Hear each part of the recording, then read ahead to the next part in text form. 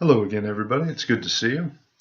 Very pleased that I could finally get the video that I promised you last week up today. I do apologize for that delay. We had some personal issues going on with our family out of state. Took us away for a few days. I wanted to take some time today not only to apologize for the tardiness, but to go over a series of questions that we received in regards to our business, and to give you a little layout of how this video will go. It might be a little bit longer. We're probably going to talk, well, we are going to talk about the questions that we received so far, and of course do some more shout outs and whatnot for donors. So hang in tight, because without further delay, here we go. To begin, we had some more donations from my former boss at college, Chris Coleman, who is by far one of the best bosses I've ever had, and perhaps the most evil man in the world, which is exactly what he would want me to tell you in regards to this is on the internet. So you're welcome, Chris. Hope you enjoy it. We also received another donation from a dear friend, Matt. I'm never going to get your last name right, Matt, so I apologize. He's a good friend, a great fella. Comes up to visit from Argentina periodically. Super awesome guy. I have on my notebook here that now you have heard and seen a little bit of some questions that we received during my absence here.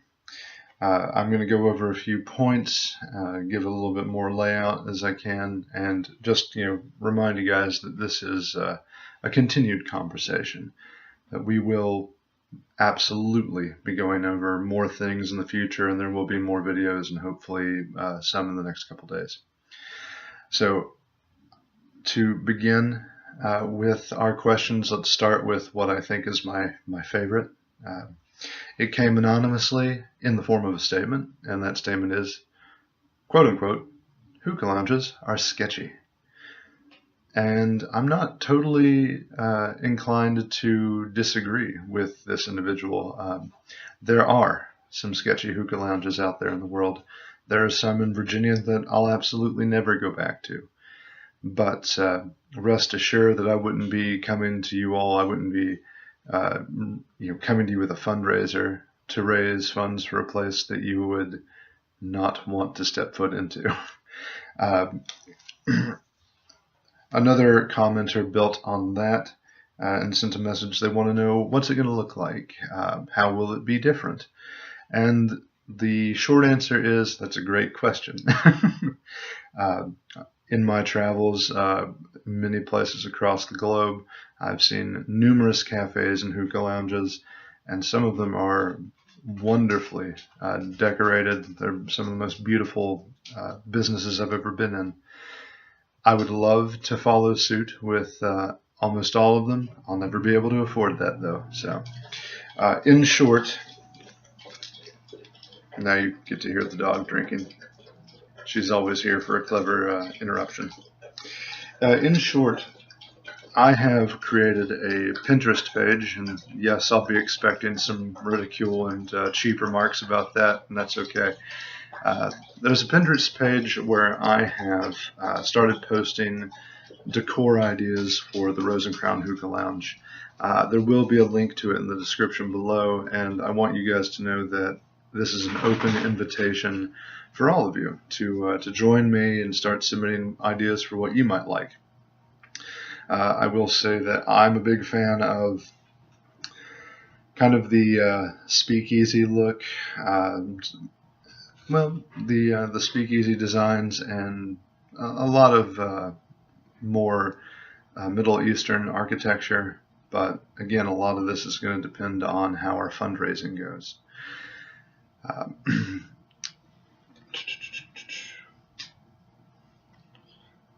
Let's see.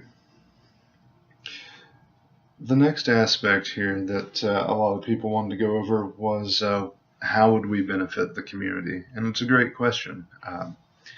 The long and short is that's going to be a combined conversation from those of us at the Rose and Crown Hookah Lounge and the people of our community, our customers, and even the people who don't come in to stay, shop, or sit with us. We want to make sure that we're getting a fair and balanced opinion of what the community needs. So I, of course, have some ideas. There are some, it's numerous. It would take a lot longer than I want this video to take to go over that today. In short, things like even community gardens, raising food for different members of the community, whether it's food drives, feeding homeless and hungry people, trying to help with people that are living below the poverty line, to even looking at things like branching out into major organizations, trying to tackle things like various forms of cancer, Alzheimer's, really anything that you guys want to help invest in. That's what we're trying to help be a vehicle for. I know many of you, myself included, have lost friends and loved ones to these sorts of diseases, and we want to make sure that we're taking steps to make sure that we can keep providing funding for research, so that one day, maybe one day far off, maybe sooner, there'll be things of the past. Let me get my notebook here. Another commenter, and there are some names, but we'll just keep rolling with this. One question came, who in the community, who do you want to come into your shop? And it's a brave question, and I want you to know that the Rose and Crown Hookah Lounge, with its first or any of its locations, it's not designed for one group of people. I want you at home to feel like you can always come in. I want it to be a location for everybody. Let's put it that way. Any business would. But the long and short is, in my time with the Colonial Williamsburg Foundation, I did some I helped do research with the Charlton Coffee House, and in doing so, we found out a lot of things about coffee houses across colonial America, including that there were quite a few, even here in Virginia, one in Fredericksburg in particular, that was importing Turkish nargilés, which is just another word you can use for hookahs. It means the same thing. It's the same device. These and other luxury items were going into those businesses. And I think really the crucial aspect is that it's not about the product. The product helps. It provides a reason for different people to come in. But whether you're coming in for locally roasted coffee or domestic tea, or if you're coming in for the hookah experience, or if you're just coming in for what we'll be doing our retail sales with, realize that no matter how you participate, even if you just give to the fundraiser and you never step foot in the door, you're giving to a community. Again, we're trying to keep things as domestic as possible, local where we can, U.S. when we're able. Essentially, the goal here is to make sure that we're benefiting other businesses that have been in a similar position, and that will be benefiting various communities. Another question came in, what community are you going to be helping? And the easy answer is we want to invest directly into where our locations end up being, but that's only one part of our plan. We want to go up those rails, if you will, from local to state, to national to international. Depending on profitability and what the community, and essentially, especially in big projects like multinational charities, getting the community that make up each location to share their opinions is going to be what really drives those decisions. We definitely will be choosing things based on those conversations, and they'll be long-term investments. It may be that we invest a certain fiscal amount one year, And then we may invest in something else another year, but we definitely won't be turning our backs on these groups. We want to make sure that we're always staying involved.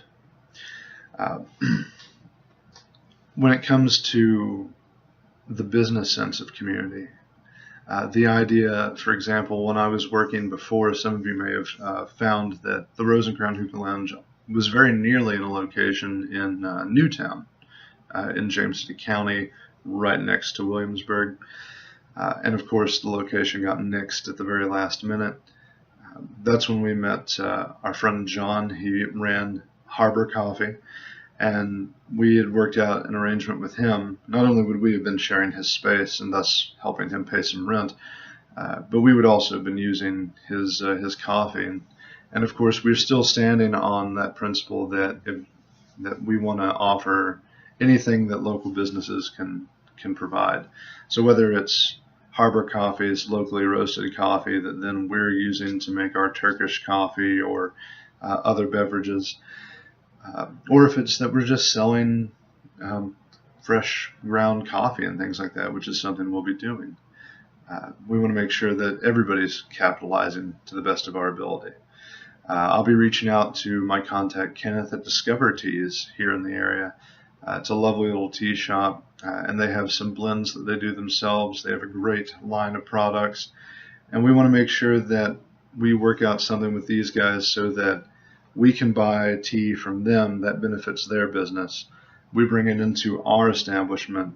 We're not going to change its packaging. We're not going to take their name off it. We want basically everyone to know where these things are coming from. We want to make sure that Discover Teas, Harbor Coffee, and any other group that we work with gets their name out there, even if it's through us. As far as the shisha, the hookah tobacco goes, there's a lot of brands, and of course, we're looking at, from an economic point of view, we will probably look at a combination. I am working right now on a wholesale contract with Fumari, which is based in California. It's a great product as well. I recommend that you visit with them. But we'll also be having different brands as well that'll range from across the globe. Moving on. We had a lot of questions about the history. I feel like we may have covered that, but just to go over it again, hookah is not new to the United States. It's been here for as long as there have been colonies. Of course, that practice of smoking hookahs goes back much longer than we have time to talk about. What was interesting about this particular question is, how does it fit in to a coffee house? And I love the fact that these questions come in. Some people are really caught on it's a hookah lounge, and other people are really caught on this sounds like a coffee house. It's both, guys. You don't need to fight. There's no reason to get up in arms about it.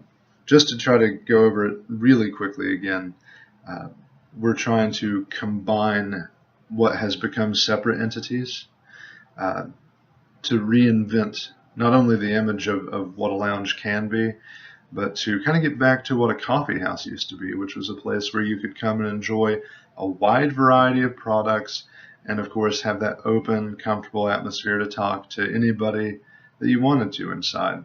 And I definitely want to make sure that you guys know that we want to tear down those borders as well. When you come in, you and your party are more than welcome to sit there, have your private conversations. No one's going to interrupt that. But definitely understand that one of the main principles about this sort of environment is building on the community, learning from each other, sharing stories. I mentioned in my previous video doing things like what the Moth Radio does and sharing personal stories that help us develop into the people we are. And I don't want it always to be a spotlight and microphone event. I think it'll be great, but I definitely want you guys to join together and learn from each other on your own as well. And I want to provide that location for you.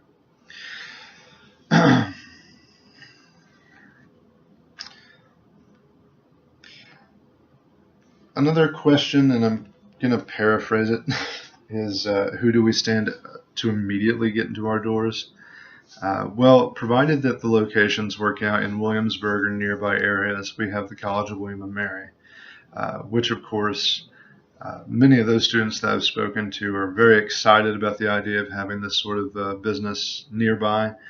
Uh, Quite literally right now, their only options are immediately off campus, and they're alcohol related. I did have a question from some students and some other individuals with if we would be trying to get alcohol licensing and ABC licensing. And the short answer is no. It is something that we may look into eventually, but right now I'm operating in my head on a 5-year plan, and we won't be able to do it in the 5-year plan. If we were able to, it would be amazing, because that would mean we would be expanding, we would be kind of capitalizing on a restaurant and combined bar. That would introduce some new logistics to the place, but our principal concern right now is making sure we have our coffee, our tea, our shisha, our hookahs, and the various edibles and whatnot that we can sell. Which brings me on to a question that actually nobody asked. It was a question that really plagued me for a while, which was, would I be able to have a coffee shop that was also a hookah lounge?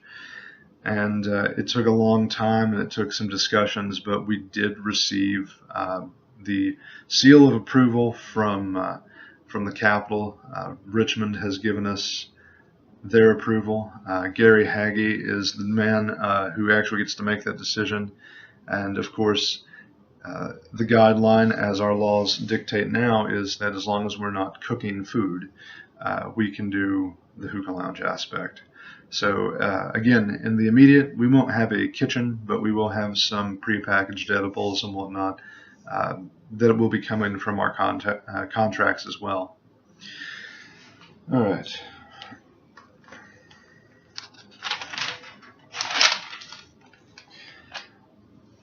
A number of the final questions that were selected were all about charity and how we would get involved. This is really a point where I have to kind of give it back to you guys. We want to get involved. We want to benefit not only those local businesses that we'll be working with, the communities that our shops are located in, but in those big charities, we want to make sure that you guys are there with us, that we're not just representing our desires, but hundreds, if not thousands, of people's desires. The other aspect to this is going to be really trying to focus on what you guys think is important. And this is where it gets back to what I've said before. When I tell you guys, by getting involved with our fundraiser and speaking to us in those different forums, whether it's through the Pinterest that I'll have a link to, the Facebook, which I'll put back in, or leaving messages at the fundraising page, or if it's here on YouTube, any way that you guys can reach out and talk, we want to be a part of that conversation. I want you to come to me and talk to me about any questions, concerns, nasty remarks. I mean, we're here for all of it. And we'll engage you guys as much as you can engage with us.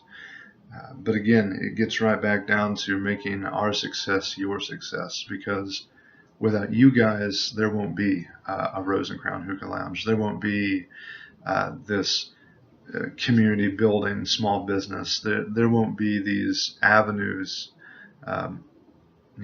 for as long as we can see. So again, when I say make our success your success, I want you guys to realize that it really does. You're the linchpin in this plan, and we need you guys.